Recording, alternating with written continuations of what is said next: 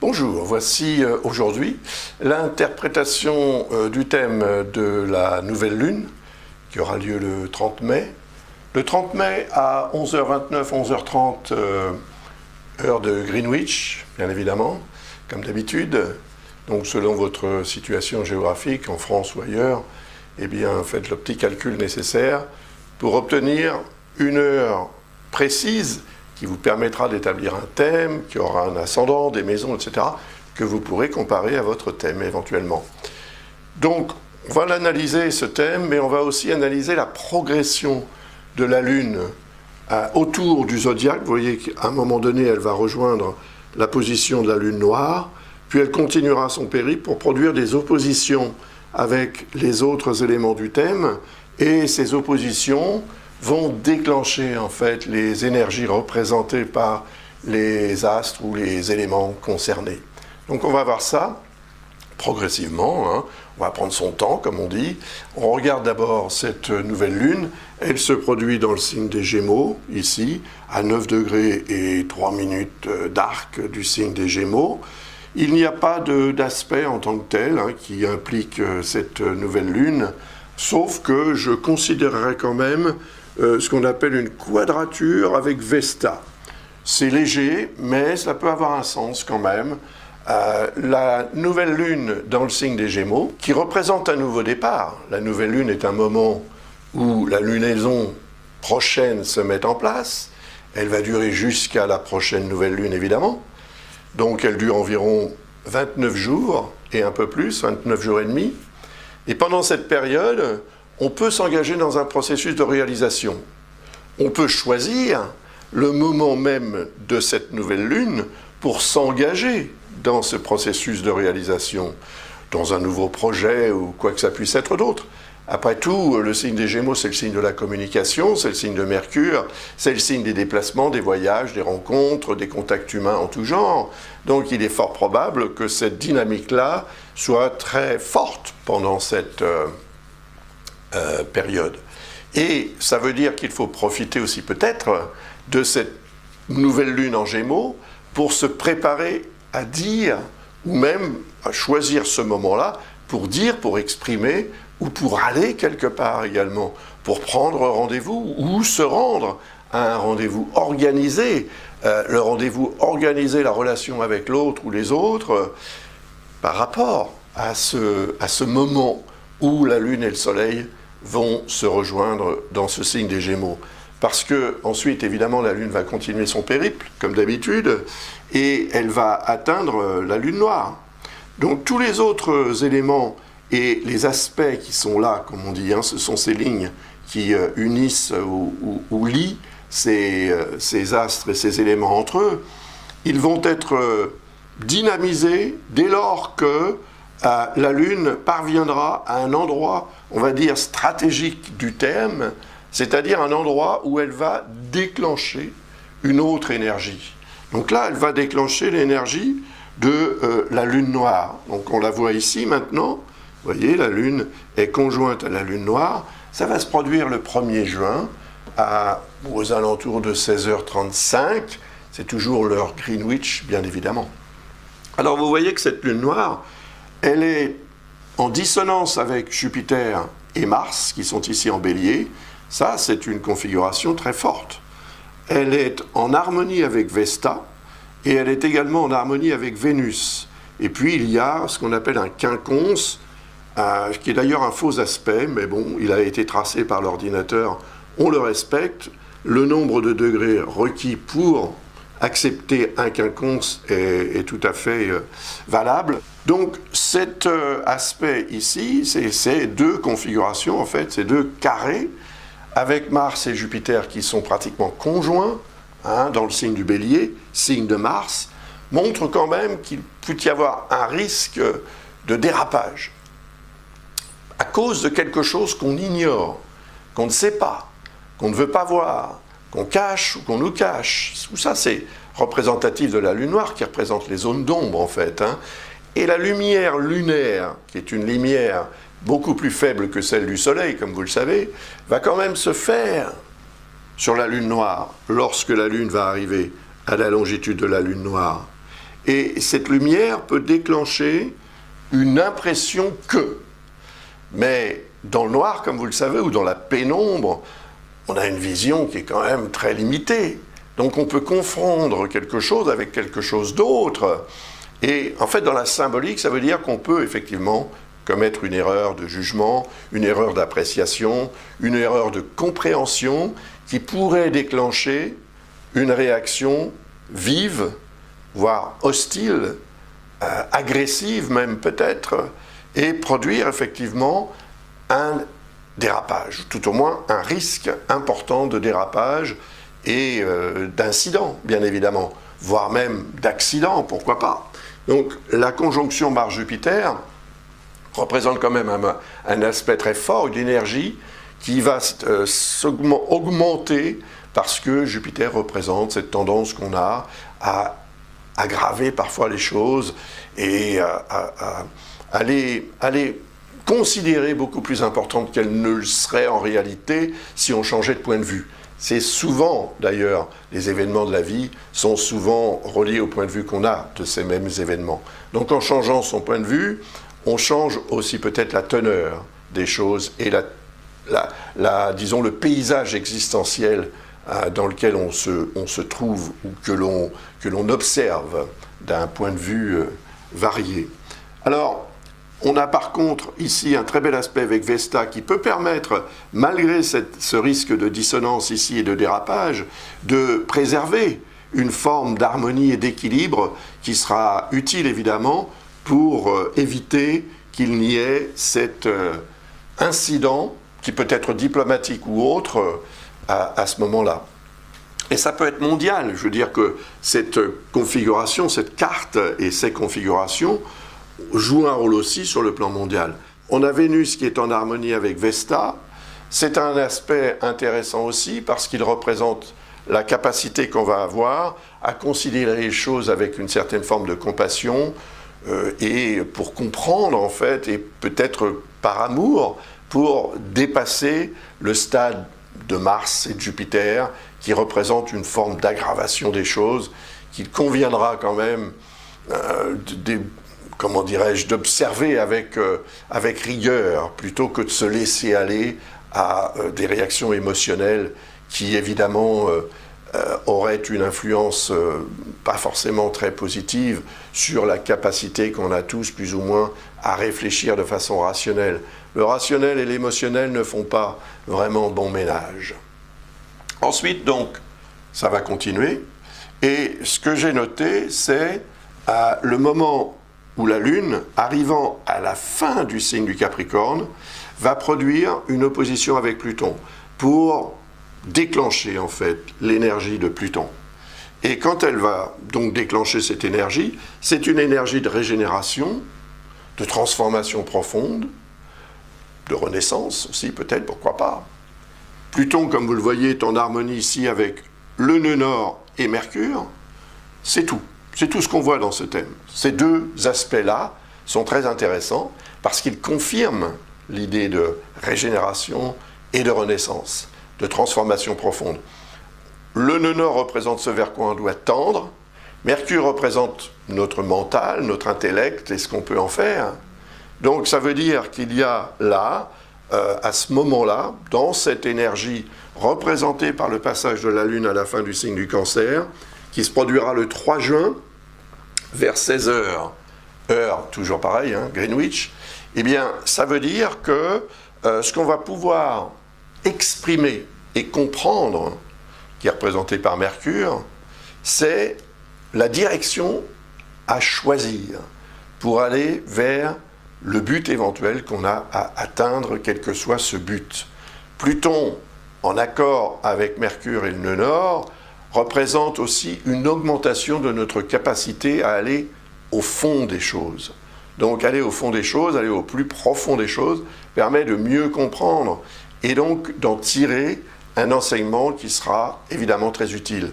Donc le 3 juin peut vous être effectivement très utile pour aller au-delà d'une certaine limite qui, en vous montrant une réalité avérée, vous permettra d'approfondir vos propres connaissance ou la relation avec quelqu'un ou peut-être votre, votre capacité à améliorer et à rendre une relation ou une vision de votre existence personnelle beaucoup plus probante et évidemment beaucoup plus solide.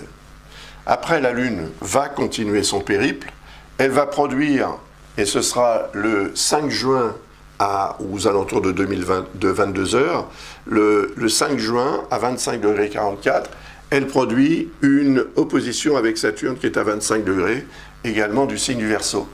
Il y a, évidemment, entre Saturne et les autres éléments, il y a une dissonance avec Mercure et avec le nœud lunaire nord. Qu'est-ce que ça veut dire? D'autant plus que la Lune sera à ce moment-là en dissonance aussi avec Mercure et le nœud lunaire nord.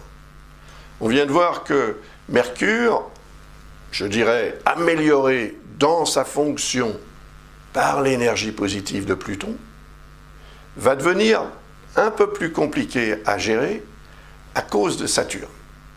Alors, à cause de Saturne, Saturne représente les réalités. Et souvent, Saturne représente les contraintes, les restrictions, les blocages. Donc, ce que l'on doit faire, ce que l'on doit assumer, malgré que cela ne nous plaise pas beaucoup, en fait. Donc, il peut y avoir un moment de ralentissement dans la capacité qu'on aura tous, plus ou moins, à réfléchir et à comprendre. Ce qui veut aussi retarder ou rendre le voyage, si on peut dire, vers le but à atteindre, qui est représenté par le nœud lunaire nord. Le nœud lunaire nord représente ce vers quoi on doit tendre dans la vie. Il est ici dans le signe du Taureau. C'est le signe de l'alimentation et de l'alimentaire. Donc, il représente aussi tout ce qui nous concerne sur le plan financier. En termes d'alimentaire, c'est le travail qu'on fait pour gagner sa vie et gagner son pain, comme on dit. Donc ça, c'est très important parce que le fait que le nœud nord et Mercure soient dans le signe du Taureau, conjoints et en dissonance avec Saturne, ainsi qu'avec la Lune, peut faire intervenir un degré d'émotionnel aussi qui est représenté par la Lune, qui nous empêcherait de comprendre et qui pourrait aussi avoir un effet, je dirais, peut-être un effet un peu négatif sur la façon qu'on aura de penser et donc d'interagir avec l'autre, de communiquer avec l'autre ou avec les autres et de partager ses idées. Je pense qu'il faudra faire un effort pour rester aussi positif que possible. Pendant cette courte période, parce que finalement ça ne va pas durer longtemps, ça va durer quelques heures quand même, et c'est quelques heures qui peuvent avoir des répercussions à plus long terme, évidemment, selon ce qui peut se passer pendant ces quelques heures. Alors après, la Lune continue évidemment, et elle va atteindre les 3 degrés du signe de la Vierge, où elle se mettra en opposition avec Vesta. On retrouve les mêmes configurations. Vesta n'est pas très loin de Saturne, il n'y a cependant pas une conjonction encore, mais il y a quand même une dissonance avec... en fait, cette dissonance entre Vesta et le nœud lunaire et Mercure est ce qu'on appelle un faux aspect. Parce que Mercure est dans un signe de terre et Vesta dans un signe d'eau, signe des poissons et signe du taureau. Et ce sont 2 signes complémentaires du point de vue des éléments, terre et eau. C'est facile à mélanger et on obtient effectivement quelque chose d'assez concret. Donc, Mercure ne sera pas extrêmement affecté par Vesta pendant cette période, c'est-à-dire que notre mental ne sera pas trop déstabilisé par ce genre de dissonance, mais cela peut indiquer peut-être un vice de forme quelque part, et une difficulté à voir les choses telles qu'elles sont, ou une volonté de ne pas voir les choses telles qu'elles sont. C'est un choix qu'on aura à faire. Est-ce qu'on veut être rationnel et vraiment voir les choses telles qu'elles sont, ou pas, pour préserver peut-être l'harmonie ou l'équilibre dans une relation, en imaginant que si on n'exprime pas trop les choses comme on le ressent, on va pouvoir préserver cette relation. En fait, le contraire peut se produire. Donc il y aura quand même un travail de réflexion à faire et d'analyse pour éviter finalement de dire des choses qui pourraient se retourner ensuite contre soi. Mais ce ne sera pas quelque chose de dramatique, hein, rassurez-vous quand même.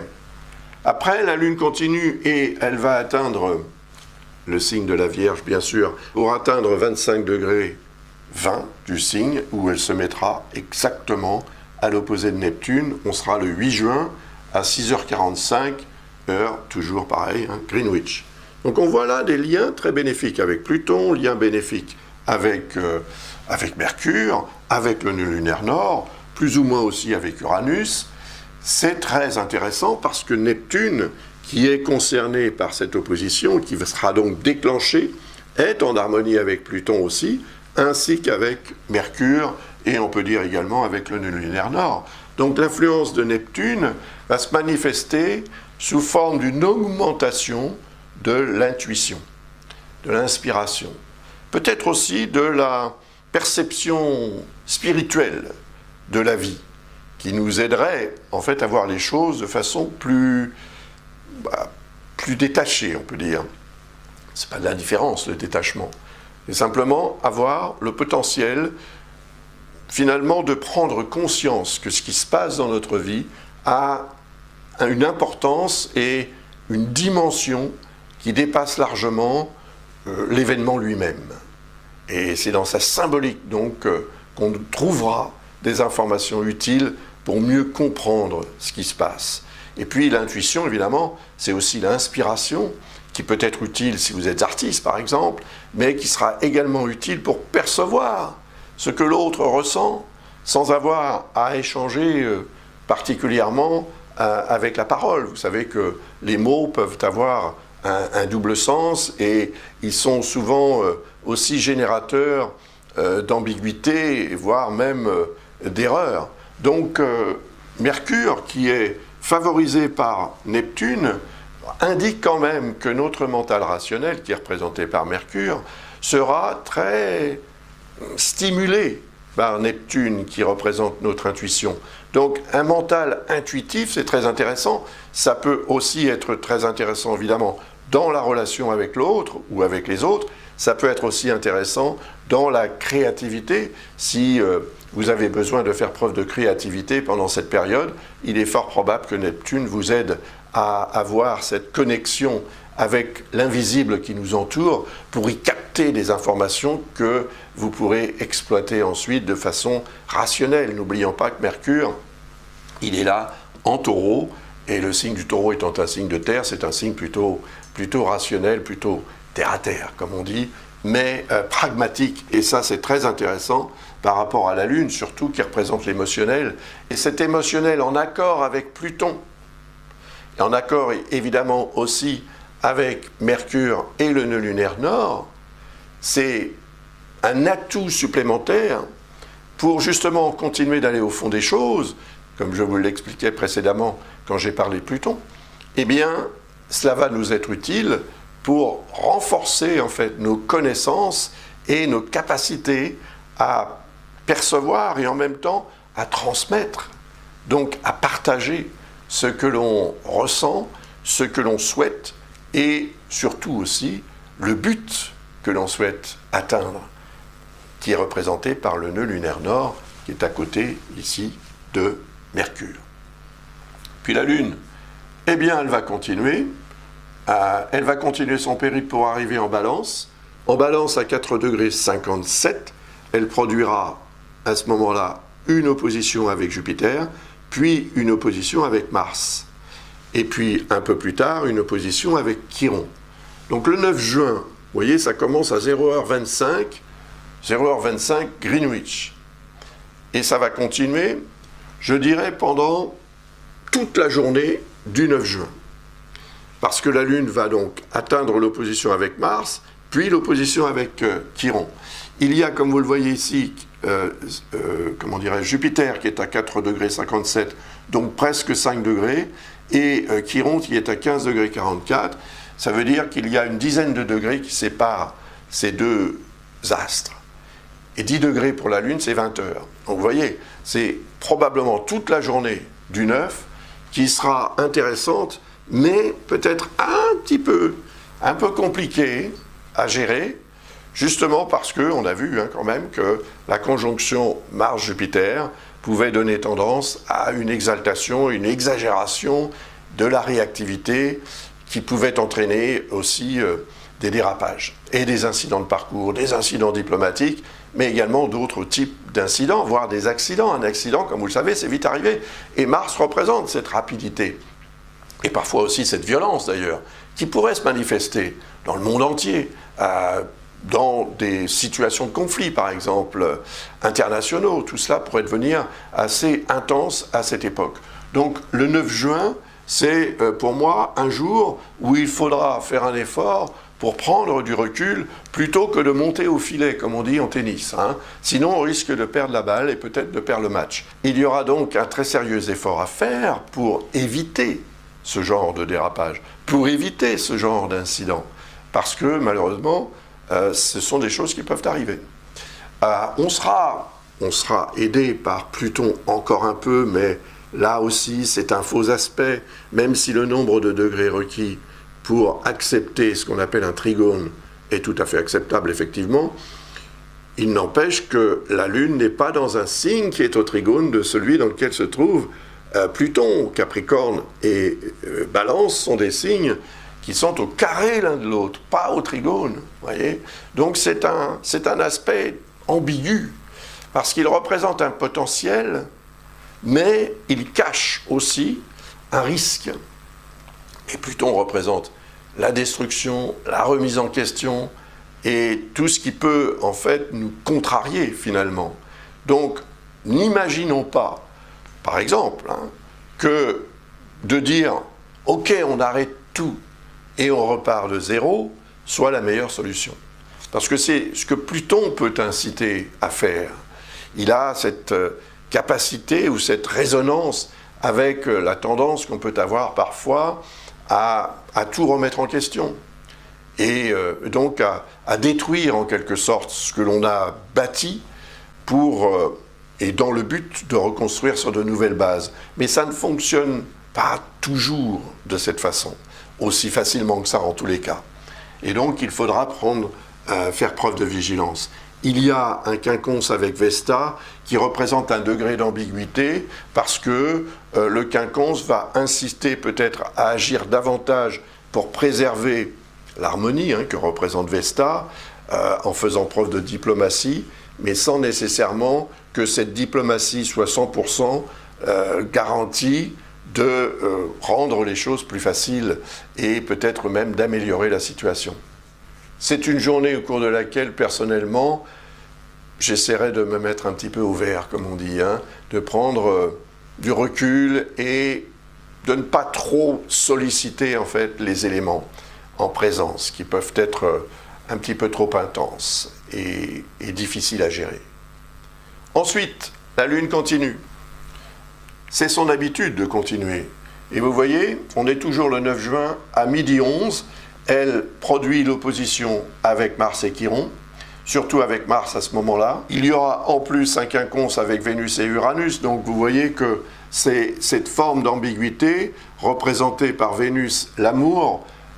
C'est vrai que par amour on fait des efforts, et parfois ces efforts ne donnent pas le résultat escompté. Donc c'est vraiment une journée qui sera pour moi assez délicate à gérer pour l'ensemble des signes du zodiaque, parce qu'on a tous quelque chose en Poisson, on a tous quelque chose en Capricorne, en Bélier, en Taureau, en Gémeaux, etc., puisqu'on est tous au centre du zodiaque. Donc que ce soit un élément, une planète ou une maison astrologique, on a tous quelque chose dans ces signes. Et c'est dans ces régions de votre thème que ces énergies vont se manifester. Il faudra faire preuve de vigilance et de tempérance absolue le 9 juin, ça c'est sûr. Parce que, bon, après la Lune va continuer son périple pour arriver en Scorpion, où elle va produire une conjonction avec le nœud lunaire sud, qui représente ce que l'on doit ce de quoi on doit se détacher pour pouvoir aller vers le nœud nord. On allège un petit peu le véhicule existentiel, on lâche du lest, comme on dit, hein, pour que la montgolfière puisse prendre un petit peu de hauteur. Eh bien, c'est un moment important de ce point de vue-là, ce sera le 12 juin, à 8h11, hein, c'est l'heure Greenwich, la Lune va arriver ici à produire cette opposition, et elle produit aussi, cette conjonction, je veux dire, et elle produit évidemment une opposition avec le nœud lunaire nord, elle produit aussi une opposition avec Vénus et Uranus, et elle en produit une autre avec Mercure. Donc c'est aussi assez puissant. Il y a ce trigone avec Neptune, qui est intéressant bien sûr, parce qu'il indique que si on écoute son intuition, et sa bonne intuition, c'est-à-dire l'intuition positive, on va probablement pouvoir éviter des réactions qui seraient, à mon avis, inappropriées, parce que cette Vénus qui est conjointe à Uranus montre aussi un potentiel de changement dans l'organisation de nos vies, sur le plan affectif, sur le plan créatif, dans ce que représente Vénus en général. Uranus représente les grands changements, donc il y a un potentiel de changement. L'opposition peut indiquer que ce changement n'est pas forcément un changement qu'on souhaite, un changement qui s'impose, mais c'est un changement qui peut avoir aussi des répercussions très positives, peut-être sur le plan spirituel plutôt que sur le plan événementiel. Mais il y a toujours un lien entre l'événementiel important et la notion de spiritualité sur cette terre. Alors après, la Lune continue, bien sûr, elle arrive à la fin du signe du Scorpion, on sera toujours le 12 juin, il sera 21h37 heure Greenwich, bien évidemment, et là elle produit une opposition avec Mercure, qui est en dissonance avec Saturne, en dissonance aussi, mais c'est beaucoup plus relatif, avec Vesta, et en harmonie avec Pluton. Cette harmonie avec Pluton est très intéressante, parce que Pluton est lui-même en harmonie avec la Lune, alors que Saturne ne le sera pas. Saturne, c'est le fauteur de troubles, là, il faut le dire. Saturne représente quelque chose qui nous est imposé et qu'on n'a pas envie d'assumer. Mais c'est comme ça. C'est une réalité qui s'impose. Voilà, tout simplement. Donc, faudra-t-il assumer cette réalité? Je dirais oui, parce que Pluton, qui est en harmonie, justement, avec la Lune ainsi qu'avec Mercure, montre qu'en faisant preuve de sérieux et en assumant vraiment la charge, la responsabilité ou quoi que ce soit, on va vraiment s'imposer durablement et de façon très positive dans un domaine qui peut être représenté par Saturne dans le thème, mais en tous les cas dans un domaine où l'effort est demandé. Et si cet effort est fait, il apportera évidemment une récompense.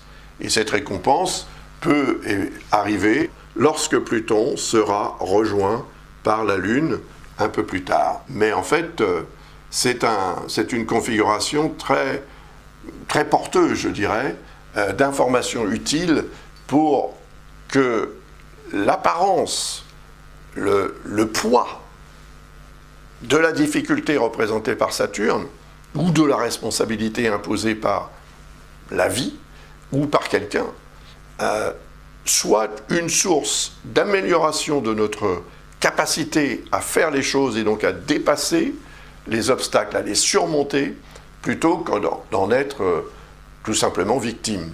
Après, évidemment, ça va dépendre de chacun d'entre nous. Comment abordons-nous la notion de difficulté et d'obstacle à surmonter? Il faut faire preuve parfois aussi, je dirais, dans la vie, d'un esprit sportif. Et considérer un obstacle comme un sportif considère un obstacle permet de trouver en soi l'énergie, la force pour le surmonter, cet obstacle. Et c'est ce que représente cette configuration. Après, la Lune continue, elle arrive à la fin du signe du Sagittaire le 14 juin, à 11h51 environ, elle produit la pleine Lune. Donc cette pleine Lune, je l'analyserai, évidemment, et on en tirera des informations utiles, parce qu'elle va aller dans le sens de ce que j'expliquais tout à l'heure, à propos de Pluton, à propos de Saturne, à propos de Vesta et compagnie, parce que la Lune va atteindre ces astres et ces éléments pendant son périple jusqu'à la nouvelle lune qui aura lieu en Cancer environ 2 semaines plus tard. Donc, le 14 juin, à 11h51, se produira une pleine lune à nouveau que j'analyserai pour vous. Je vous donne donc rendez-vous, probablement le jour de la nouvelle lune, c'est-à-dire le 30 mai, car c'est ce jour-là que je mettrai en ligne sur ma chaîne YouTube l'analyse de cette pleine lune. Avant de vous quitter, je voudrais vous rappeler les ouvrages que j'ai publiés et qui vous donnent accès à des promotions que vous trouverez sur le site de l'école Ablas. Donc n'hésitez pas, si ça vous intéresse, vous pourrez non seulement vous initier ou vous perfectionner en astrologie grâce à ces ouvrages, et puis vous pourrez aussi obtenir une réponse à une question ou obtenir les vidéos qui vont avec le livre cours complet d'astrologie que j'ai mis en ligne depuis quelques mois et qui est en vente sur Amazon. Et puis il y a le séminaire aussi, le webinaire plutôt, parce que c'est un séminaire en ligne qui aura lieu le 28 mai à propos de l'astrologie karmique. Savoir d'où l'on vient, pourquoi on est ce qu'on est dans cette existence présente, permet de faire un lien entre le passé et l'avenir pour mieux, je dirais, s'équiper en vue d'améliorer l'existence présente, parce que cette existence présente, si on considère qu'il y a une existence passée, cette existence présente nous prépare à la prochaine. Et en considérant cette vie de cette façon, je pense que ça produit une dynamique positive pour faire en sorte, évidemment, de mériter, si je puis dire, une meilleure existence prochaine. Alors, celle-ci peut être très favorable à l'évolution qu'on attend de la prochaine vie. Mais c'est toujours, en fait, si on considère les choses de cette façon, dans la vie actuelle, ça veut dire que ce que l'on fait de bien ou de moins bien entraîne des conséquences qu'on va vivre à un moment donné, auxquelles on sera confronté à un moment donné. Donc, ça veut dire qu'il vaut mieux agir de la façon la plus positive possible pour mériter, en quelque sorte, les récompenses et obtenir, être mis en présence, en fait, de conséquences de nos actes et de nos pensées, de notre façon de voir les choses, et être mis en présence de conséquences qui nous seront évidemment agréables autant que possible. Tout n'est pas agréable dans la vie, c'est sûr, mais le point de vue qu'on a de ce qui se passe intervient énormément sur l'importance même des événements que l'on traverse. Voilà, j'ai terminé cette analyse, j'espère qu'elle répond à votre attente et qu'elle vous sera utile encore une fois. Je vous souhaite une très belle pleine lune, puisqu'aujourd'hui c'est la pleine lune, et avec un peu d'avance évidemment, une très agréable, positive et constructive nouvelle lune en Gémeaux. C'est le moment où peut-être la communication va être le moyen le plus fort, le plus déterminant pour obtenir ce qu'on veut dans la vie. À très bientôt. Merci encore. Au revoir.